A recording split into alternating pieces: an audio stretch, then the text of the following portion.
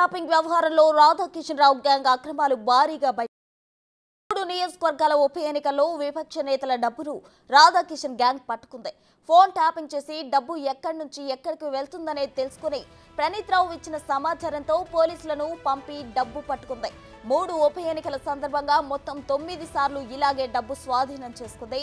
ఉప ఎన్నికల్లో task force ను రాధాకిషన్ రావు గ్యాంగ్ అక్రమాల కోసమే వాడుకుంది.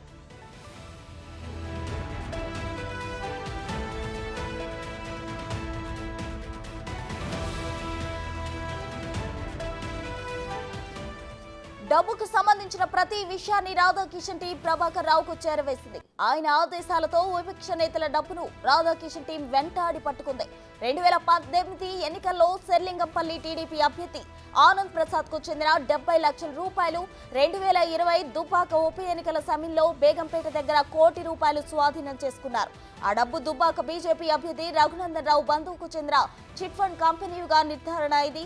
2022 అక్టోబర్లో మునుగోడు ఉప ఎన్నికల సమయంలో గాంధీనగర్ దగ్గర ₹3.5 కోట్ల స్వాధీనం చేసుకున్నారు. ఆ డబ్బు బీజేపీ అభ్యర్థి కోమటిరెడ్డి రాజగోపాల్ రెడ్డికి చెందినదిగా నిర్ధారణ అయింది. 2023 అక్టోబర్లో బంజారాహిల్స్ లో ₹3.35 కోట్ల స్వాధీనం చేసుకున్నారు. ఆ డబ్బు కాంగ్రెస్ పార్టీ సపోర్టర్ ఏఎంఆర్ ఇన్ఫ్రాకు చెందిన మహేష్ రెడ్డిగా నిర్ధారణ అయింది. 2023 అక్టోబర్లో తార్నాక వద్ద 22 లక్షలు, మరో చోట 15 లక్షలు పట్టుకున్నారు.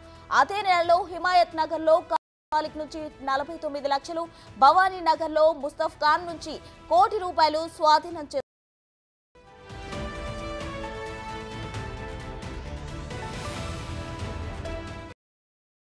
కీలక నేతల ఆదేశాలతోనే వారి ప్రత్యర్థులపై రాధాకిషన్ రావు టీం నిఘా పెట్టింది. రాధాకిషన్ రావు కన్ఫెషన్ స్టేట్మెంట్ లో మరోసారి బీఆర్ఎస్ సుప్రీమో అని పోలీసులు పేర్కొన్నారు.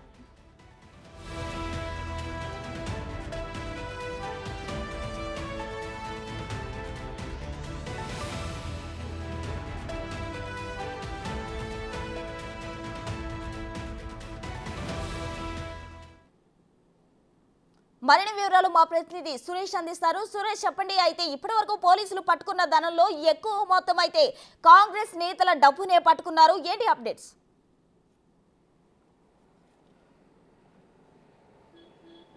రాధాకిషన్ రావు రిమాండ్ రిపోర్ట్లో చాలా కీలకమైన విషయాలు వెల్లడించడం జరిగింది. ఆయన టాస్క్ ఫోర్స్ డీసీపీగా పనిచేసిన రోజుల్లో వాటికి సంబంధించి ఎక్కడెక్కడ సోదాలు చేశారు, వీటికి సంబంధించిన పూర్తి ఆధారాలన్నిటిని కూడా రిమాండ్ రిపోర్ట్లో పొందుపరచడం జరిగింది. ఆయనకు సంబంధించి దాదాపు చాలా చోట్ల వీళ్ళు నగదు సీజ్ చేయడం జరిగింది. 70 లక్షల రూపాయలు రాంగోపాల్పేట పరిధిలో సీజ్ చేశారు, బేగంపేటలో ₹1 కోటి, అదేవిధంగా మరో చోట 3.5 కోట్లు, ఇంకో చోట 3,35,00,000, ఇట్లా మరో చోట 22 లక్షలు, చాలా చోట్ల డబ్బులు సీజ్ చేశారు. ఆ డబ్బులన్నీ కూడా ఎలక్షన్ల ముందు ఎవరెవరు ఎక్కడెక్కడికి ఫోన్లు ద్వారా మాట్లాడుకొని డబ్బులు తరలిస్తున్నారనే విషయాలన్నీ తెలుసుకొని ఈ నగదును అంతా కూడా సీజ్ చేశారు. ఈ సీజ్ చేసిన నగదును కూడా మొత్తం లెక్కల్లో చూయించారా లేదా అనే దానిపైన ఇన్వెస్టిగేషన్ జరుపుతున్నారు.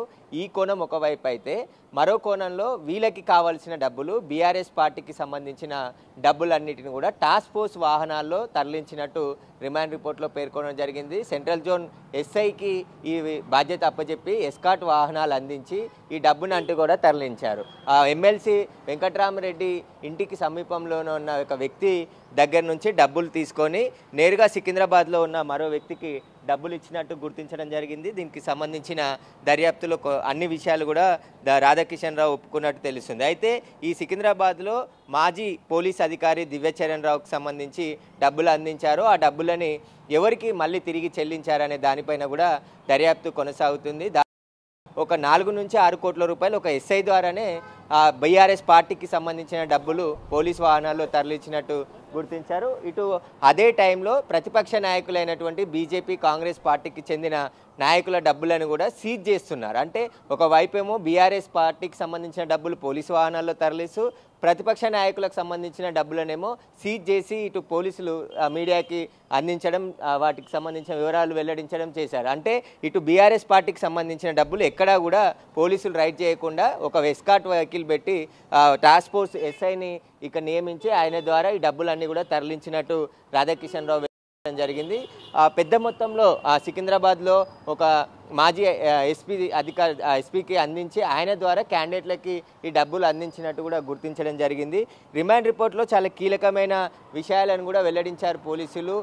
దీనికి రాధాకిషన్ రావు ఎక్కడెక్కడ సోదాలు చేశారు, ఎవరెవరిని బెదిరింపులకు గురి డబ్బులు ఎలా వసూలు చేశాడు అనే దానిపైన కూడా రిమాండ్ రిపోర్ట్లో ప్రస్తావించడం జరిగింది. ఇక ప్రభాకర్ రావు ఆదేశాల మేరకు ఎప్పటికప్పుడు ఫోన్ ట్యాపింగ్ చేసి మిగతా వారి వివరాలు తెలుసుకొని ఆదేశాలతోని పనిచేసినట్టు రాధాకిషన్ రావు చెప్పడం జరిగింది.